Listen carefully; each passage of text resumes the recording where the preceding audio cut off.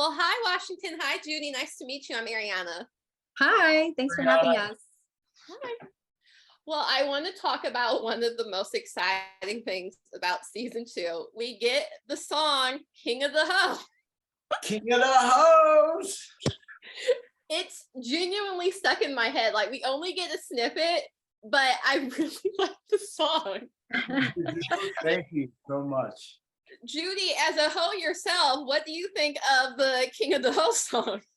I support my brother, whatever he does. I feel like this is a creative side of him that I haven't seen before. I feel like we've always been steered into these traditional career paths. So to see him really embark on something he's passionate about is inspiring. And Washington, how did you come up with the song? And were you kind of afraid to explore that path of yourself? I came up with the song through, going through recovery, and just I see it from other musical artists that they write songs and make songs to get through tough times. I was going through a tough time and I figured out how to make music, and I'm very proud of it. It talks about my family, and it was inspired, through my journey on the TV show. Speaking of the TV show, how have things changed, or how have things not changed since season 1 was released almost 2 years ago? I feel like after filming season 1, we kind of knew what to expect when it came to season 2. So, season 1, I really didn't believe it was going to happen to actually air. So I was probably less filtered back then. I really did say whatever was on the top of my mind. Season 2, I was going through a harder time in my life, so I was probably less open. That was what was different for me personally. Sometimes we get recognized in public and more often, and sometimes that's good and sometimes that's bad. What about you, Washington? Well, nothing's changed for me because I've always been popular. A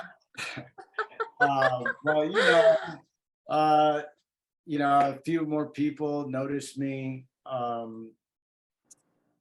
would say, my sister has way more fans, or my wife. When I'm with them, more people want to take photos with the females. And so that's been very humbling for me. For sure. You guys kind of mentioned kind of traditional things. And Judy, your journey in season 2 is a bit not typically traditional. So it's in the first 3 episodes, and this will be posted after the first 3 episodes are released. You're pregnant at the beginning of season 2. Congratulations. I'm not sure if the baby is here yet, but congrats. So, and this was before you were married again. You're going on your second marriage, and you guys are considering moving. How was it like to kind of, as you say, put yourself first and do what Judy wants to do, when a lot of times people can get really tied up in tradition? How was it like to take that path? It's similar to when season 1, when I announced that I'm getting divorced. I knew that my parents probably wouldn't be so supportive, that, they would have rather I followed the traditional route. But at this point, I'm like, I've been with Nate for a while now. We're about to have a baby. I mean, whether we're engaged or married at this point, it's going to happen. So for me, it's gotten easier the older I've gotten, and the more I've become stronger in believing that I know what's best for me and my immediate family. And my parents, if a few episodes in, you can see my dad, he himself, changes a lot of his beliefs that are very traditional and unexpected. So, maybe it was good for the whole family that, I kind of started that, and then now my dad's on board, and it makes it easier for my siblings to do what they want to do. Were you surprised how supportive they kind of were with all the changes that you were going through? I was surprised, but I would say 100% of that is because they love Nate so much. They can see how happy he makes me, what a good person he is, and they trust him. So they're like, whatever Nate says, they'll go along with it. For sure. In Washington, you're exploring a bit of a more creative, non-traditional side of yourself. Were you afraid to explore that, or were you kind of surprised about the reaction from your family and also your immediate family, your wife?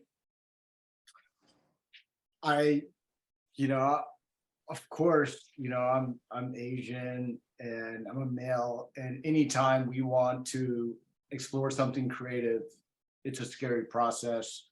Um, you know, my parents, they're just normal Asian people, that became successful, but they definitely uh, expected me to be a certain way.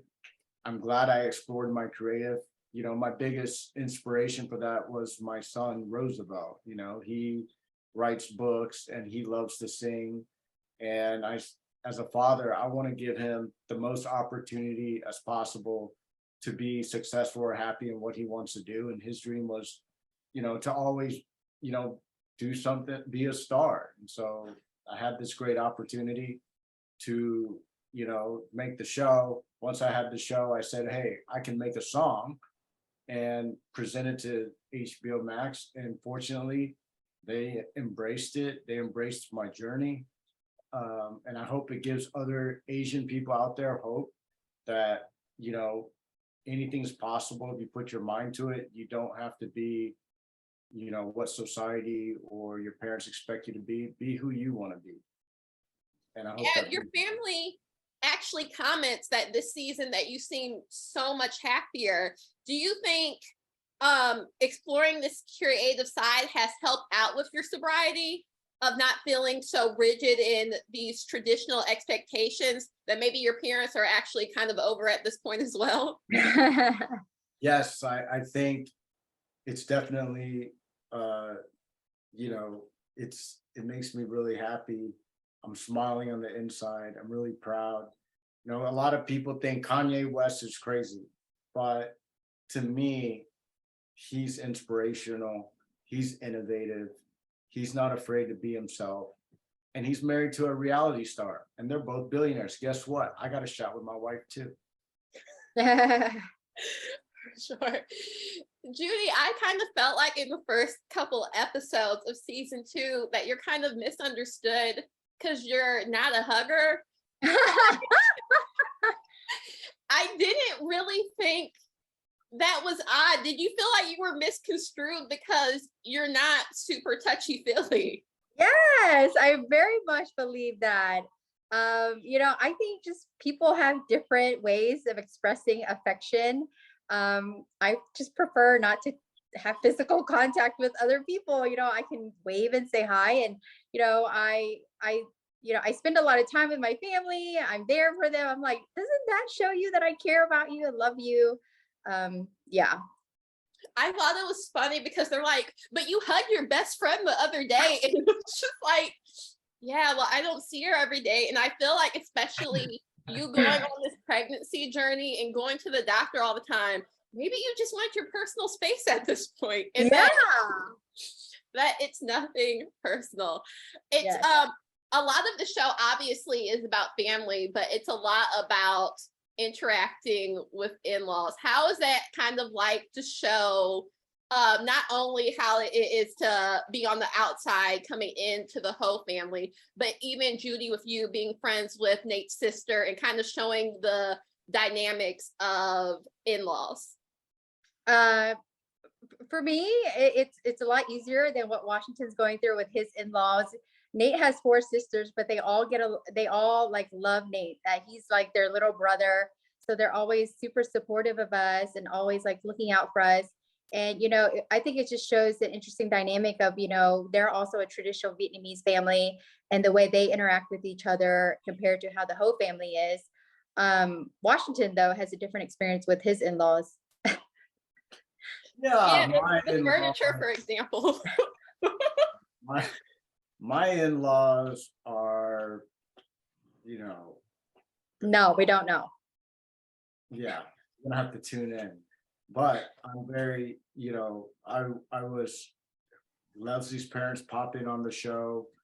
you know, and that's going to be really interesting for everyone to see. I'm going to let y'all watch it. It's TBD. Yes. Speaking of family, we get to meet the cousins, Bella and Kim. How was it like to have them move back to the area and kind of see the grown-up version of your little cousins? Oh, I mean, that was nice for me because, you know, we remember when they were born, right? So not only did it make us feel super old to have them on the show, but they just show a different dynamic of what it's like to grow up in the Ho family. I feel like me and Wash, we grew up and our parents still had a very strong hold over our lives. And I feel like with them, they're like a totally different generation and they're even more Americanized. And, you know, they forged their own path and it was just nice for them to come back here and for us to, you know, relive a lot of our past moments and for everyone to share what's going on with them. Yeah, Washington, how was it like to have your little cousins back? I think it's awesome, you know, because I think every story needs to be seen from different perspectives. You know, they're much younger, they live in a different generation. You know, the style's different, the fashion's different, the way they talk to their parents is different. And, you know, viewers are going to get to see the multi-generational clashes, the multi-generational love, culture, tradition. I think this season has it all. Yeah. You know, Oh, sorry, go ahead. yeah, Judy Ho is definitely bringing her A game on season 2. If you think she was good in season 1, tune in this Thursday, August 25th on HBO Max. Sure. Speaking of representation, intergenerational and stuff, did you guys ever kind of feel pressure on the show to represent Vietnamese culture in a certain light or anything of that nature? I didn't feel pressure. I just, you know, tried to be authentic in sharing my particular story. When it came to like showing Vietnamese traditions, like our Lunar New Year party and the engagement ceremony, you know, those are things that, you know, our parents have passed down to us. And that was just us showing, you know, the worldwide audience, you know, how we celebrate holidays in our family. You know, I knew when we started this show, we weren't going to make every Vietnamese happy. I think we can only truly represent what's going on in our lives. And if some Vietnamese can relate, that's great. But I know we're not going to make all Vietnamese proud. Well, yeah, like any culture, it's not a monolithic experience. Right. Like everyone has their own family and experience. I wonder, what is the hardest part about filming a reality TV show that people wouldn't expect? I think, you know, on certain days when you're just not feeling like you want to share what you're going through, like it's not a particularly good day. I think that's hard because, you know, you're always in the back of your head, you're like, oh, I'm sharing this with a lot of people and I'm going to watch this later on. And maybe I'll regret sharing something or, you know, not thinking about what I'm saying and the long-term impact of it. What about you, Washington? I think the hardest thing is just being in the right frame of mind, you know, because it's crazy hours. You still got to sleep. You still got to be normal, live your normal life. And having cameras there, knowing that the world's going to see you at your most difficult moments, but also at your best moments with your family, balances it out. But, you know, it's what I like, the lights, camera, and action. And it's definitely like the highest production home video that most people are going to get. Yes. Right. And it's not going away. Yes. Awesome. Well, thank you so much for taking the time to talk to me. Congrats on season 2 and fingers crossed for season 3. Thank you so much. Thank you. All right. You have a good one. You too.